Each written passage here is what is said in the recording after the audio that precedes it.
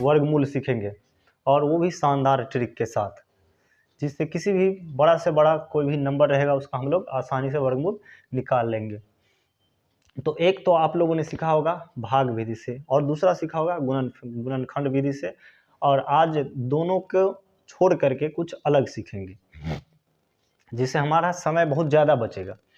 तो देखिए इसमें क्या करेंगे, सबसे पहला जरूरी बात है कि आपको 1 से लेकर के 10 तक का स्क्वायर आना चाहिए।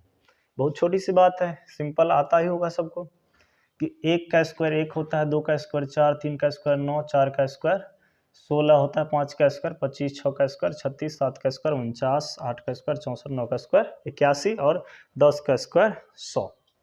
तो इतना अगर आता है आपको, बहुत ही आसान तरीके से निकाल सकते हैं। तो आइए देखते हैं। तो देखिए इसमें एक जो है 2 कंडीशन में आता है, किसी चीज़ का स्क्वायर करने पर 1 2 कंडीशन में आता है, या तो इकाई अंक पे 1 रहे या तो 9 रहे।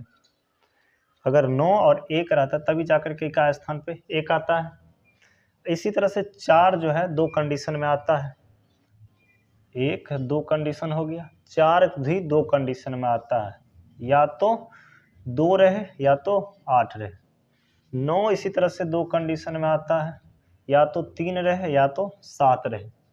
ठीक है, इसी तरह से 6 2 कंडीशन में आता है, या तो 4 रहे या तो 6 रहे। लेकिन 5 जो है सिर्फ एक कंडीशन में आता है कि 5 ही होना चाहिए का स्थान पे। तो देखिए इसी तरह इसको ध्यान में रखते हुए चलते हैं। तो यहाँ हमने कुछ नंबर लिए हैं जिसका हम वर्गमूल निकालेंगे। तो चलिए पहला है 324। 324 के इकाई स्थान पे 4 है।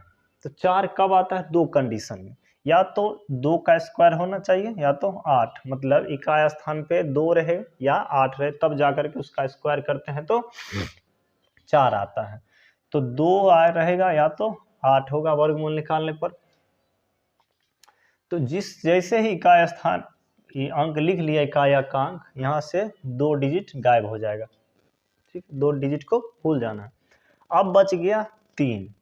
तो 3 देखिए 1 का स्क्वायर और 2 के स्क्वायर के बीच में आता है, तो 1 और 2 में से छोटा वाला लिख लेंगे। अब देखिए यहाँ कि अब 12 होगा या 18 होगा, ये भी कन्फ्यूजन की बात है, तो कुछ सोचने वाली बात नहीं। क्या करेंगे, 1 और 2 को बीच में आता है, तो 1 और 2 को गुना कर लेंगे। 1 और 2 को गुना की, 1 और 2 को गुना करने पे 2 आता है। अगर ये नंबर इससे बड़ा है, यहाँ का नंबर अगर इससे बड़ा है तो इस संख्या में से बड़ा वाला ले लेंगे। अगर यहाँ पर ये नंबर आएगा, अगर इससे बड़ा होगा तब क्या करेंगे, ये छोटा वाला ले लेंगे।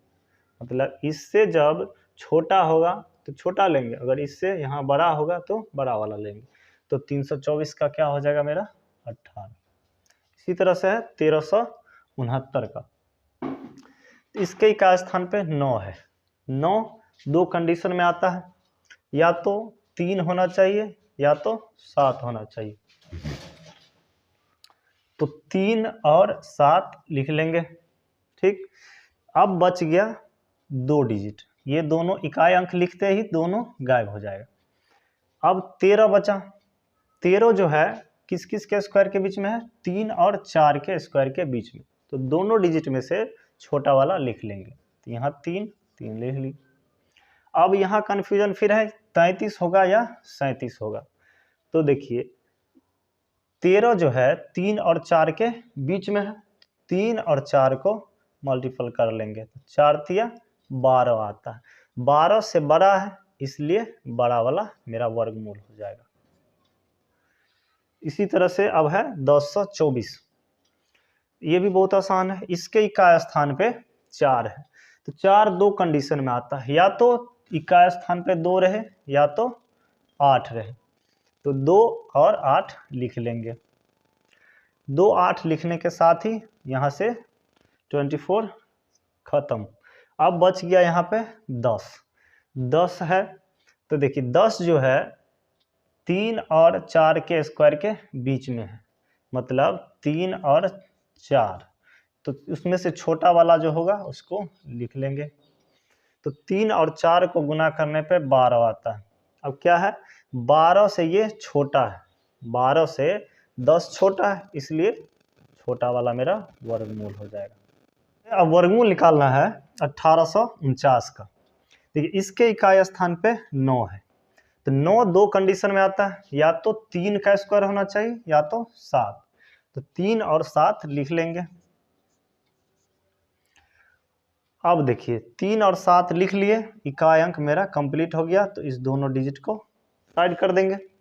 अब यहाँ है 18, 18 4 का स्क्वायर और 5 के स्क्वायर के बीच में पड़ता है, तो उसमें से छोटा वाला रख लेंगे।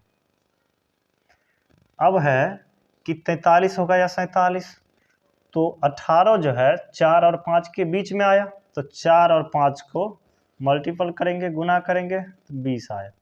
ठीक है, तो 20 है, 20 से छोटा है, तो 20 से छोटा है, तो इस दोनों में छोटा जो है 43 है, इसलिए मेरा वर्गमूल 43 हो जाएगा।